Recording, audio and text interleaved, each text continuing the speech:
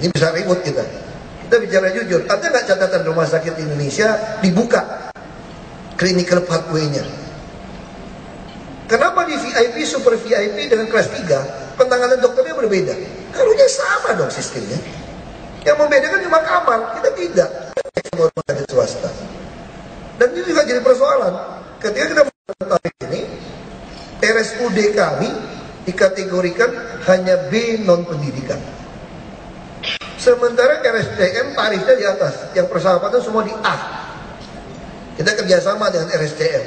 Kalau ada pasien, ruang Anda, silakan Anda melakukan tindakan di tempat kami. Tidak ada yang mau datang dokter. Kenapa? Karena tarifnya B non pendidikan. Ada rumah sakit swasta yang hebat, dia punya NICU yang cukup, tapi dia kelas C. Begitu dengar KJS, langsung bilang mohon maaf Pak, penuh NICU-nya itu. Karena dia tidak mau dibayar dengan C. Nah ini salahnya di mana? Ini bicara, ini pada Pak dari Kemenkes, tentu ya, tentu kita senang. Peraturan kita mengkategorikan rumah sakit itu masih lucu juga. Kenapa disebut A? Kalau ranjangnya bednya itu ada 400. Saya bilang ini kurang belajar ilmu nih sebetulnya. Mungkin pernah nonton film Elysium ya. Elysium yang film yang hidup di tengah-tengah awan bulan itu loh. Itu dokternya aja bisa nanganin anak yang kena leukemia itu di rumah. Jadi kalau coba lihat pameran di luar sana, hampir semua pameran sudah berbicara mini hospital, sudah berbicara tentang home care unit, sudah berbicara tentang sistem teknologi. Ada teknologi ini langsung dikirim otomatis ke rumah sakit Anda. Kenapa kita tidak mau melakukan loncatan kodok ke arah sini? Kira-kira gitu. Itu yang terjadi. Kita masih maksa, yang A itu masih maksa. Padahal rumah sakit bukan seperti itu. Kita lihat data RSCM. Harusnya RSCM menangani severity 3. Tapi yang dia lakukan itu apa? Severity 1, 2 itu lebih dari 5%. Ini ada persoalan, enak aja Anda ngambil uang itu gampang. Sementara rumah sakit yang golongan B atau C menangani severity 3, dibayarnya terlalu murah. Tentu ini masalah. Nah kita minta perbaikan dari kementerian untuk menaikkan golongan. Nah kami cenderung lebih setuju. Kita bisa berdebat, bisa diskusi. Rumah sakit dibayar bukan karena kategori A, B, C, D, tidak ada urusan. Tapi dibayar berdasarkan kemampuan menangani tingkat keparahan penyakit.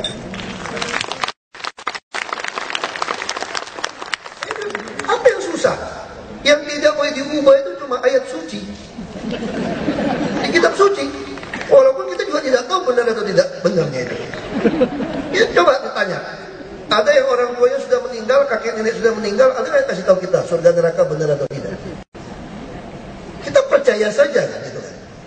Ya sudah, kita percaya, kita telan. Makanya kita jangan ubah-ubah itu ayat-ayat itu gitu. Tapi ketika Permenkes itu masuk permen makan aja kita ubah gitu kan. Apa yang susah kita ubah? Jadi peraturan diciptakan untuk kepentingan orang. Jangan kata peraturan, sementara yang ayat suci dia bilang jangan korupsi, jangan makap, jangan macam-macam, dilanggar. Tapi boleh dilanggar, tidak boleh diubah. Itu kurang ajar saya bilang gitu. Nah ini bisa ada perlawanan. Kita bilang DKI setelah kita jalankan 1 tahun, kita sadar kalau sistem jaminan nasional diterapkan nanti, kajian diterapkan, pasti berantakan. Kenapa? Karena SMIC ini di dalam menentukan tarifnya itu ribuan jutaan kasus, kita semua ngerti itu. Kalau yang diambil dari rumah sakit pemerintah misalnya, yang selama ini sangat ceroboh membuat catatan-catatan, ini akan mengakibatkan tarif yang dikirim untuk perhitungan itu sangat rendah. Itu dia tidak isi kan betul. Biasa kan, ya nggak dimasukin tagihan bukan punya kita kok, pemerintah pusing amat. Sementara swasta, harusnya swasta di Jakarta semua dilibatkan. Karena saya katakan, kalau di Belitung, kalau satu pasien kena komplikasi penyakit, pasti murah. Kenapa? Dokter itu kira-kira gitu kan. Alat labnya ya hampir tidak ada. Ya kalau model itu yang sudah ngisinya salah, dan biaya rendah itu dikirim untuk menentukan tarif.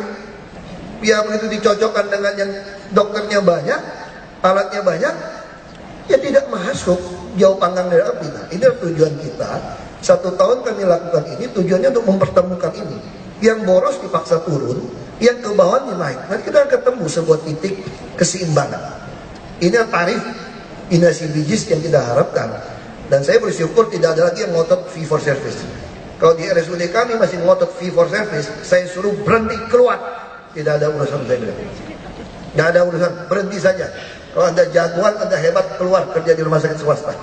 Jangan di RSUD. Saya di Belitung Timur pun berani mengusir dokter. Saya katakan saya lebih suka masuk akhirat. Ditanya kenapa mati? Tidak ada dokter. Oke, masuk. Hebatnya kalau mati, dokter tidak mau tangani karena KJS. Ini masalah. Semalam saya mendapat laporan lagi nih, tentang betul atau tidak. Rumah sakit pemerintah ini, ibu saya meninggal penanganan sangat lama. SMS ke saya. Nah, kita terus cek. Nah, kita betul lihat kapan dia masuk, kapan penanganan. Nah, ini kembali ke soal kita. Tentu kami akan menerapkan tarif DKI. Kita akan perbaiki tarif DKI karena kami yang punya uang. Anda bilang mau 23.000 per men per month, atau mau 27.000, atau mau 30.000, kami bayar saja. Tapi kami kemarin 1 tahun sudah cukup bagi kami membuktikan kepada pusat bahwa tarif yang Anda bikin itu tidak lengkap. Punya persoalan tarif Anda. Anda mau perbaiki atau tidak? Nah, yang dikumpulkan ternyata pemerintah perlu cepat kirim formulir supaya isi tarifnya. Mana bisa? Orang cara isi tarif aja kagak becus rumah sakit. Belum ngerti, barang baru nih. Ini barang baru kan? Harusnya ada training, ada pelatihan dulu supaya tidak ada satupun yang luput.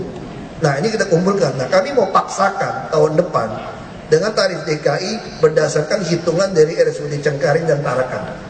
Karena 2 rumah sakit ini telah melakukan dengan Profesor Set dari Malaysia itu sudah diplot.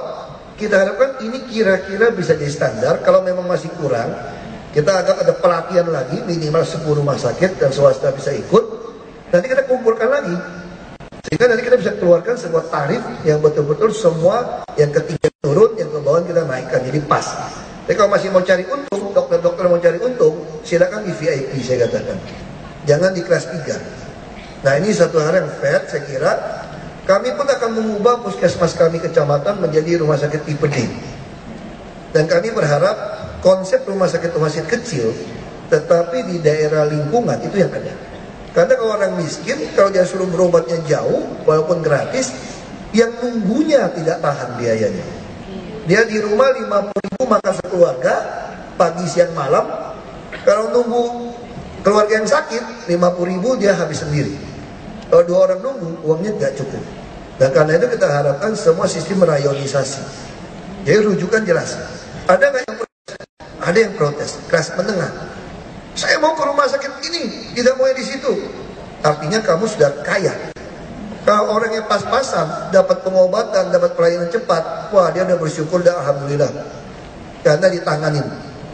Nah, ini yang kita mau bandingkan. Tentu kami berharap, kalau orang bilang kami sangat kasar, sangat keras, karena kami pikir ini nyawa. Setiap nyawa berharga. Kita mesti selesaikan. Kalau ini tidak diselesaikan contoh ini, maka nasional akan jadi masalah. Toh orang Jakarta bisa kerja di Papua, kerja di Kalimantan. Toh orang Kalimantan bisa sekolah di sini. Kita harapkan ini seluruh Indonesia, semua orang punya jaminan kesehatan.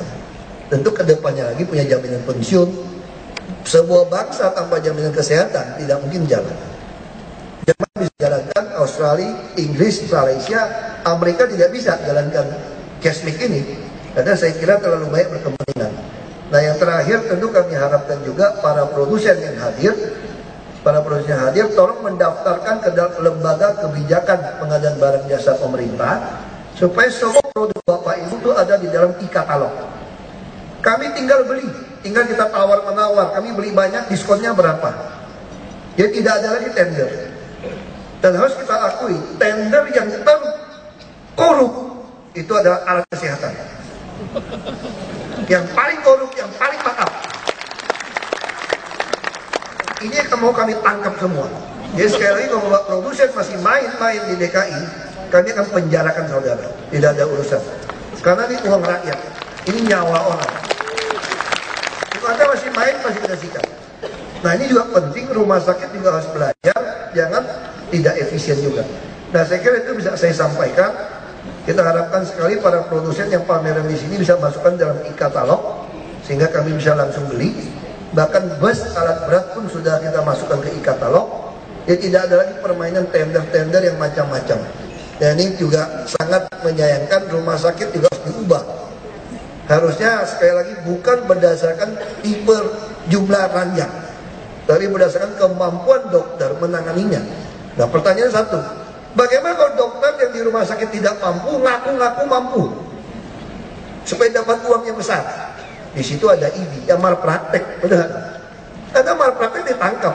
Tapi kalau di daerah, dokter umum pun kalau masih lakukan sesar, nggak ada dokter juga sesar juga kan, itu juga diizinkan gitu. Tapi kalau dokter di sini yang dia tidak mau merujuk karena lihat uangnya besar, maka kita ada mekanisme. Dengan ada sistem cashback ini, CBGS ini, dengan adanya klinik pathway, kita bisa memenjarakan dia nanti. Kita serahkan kepada ID. Dan saya juga harap ID bisa tegas untuk dokter-dokter seperti ini. Dan tentu kita sangat menghargai dokter. Saya penutup, Bapak Ibu jangan salah, saya selalu ingat peringatan almarhum bapak saya. Ada dua jenis orang yang kamu jangan musuhin, ribut tadi. Susah kamu. Satu pendeta, satu dokter. Karena mau meninggal ketemunya mereka, kira-kira itu. Terima kasih. Terima kasih.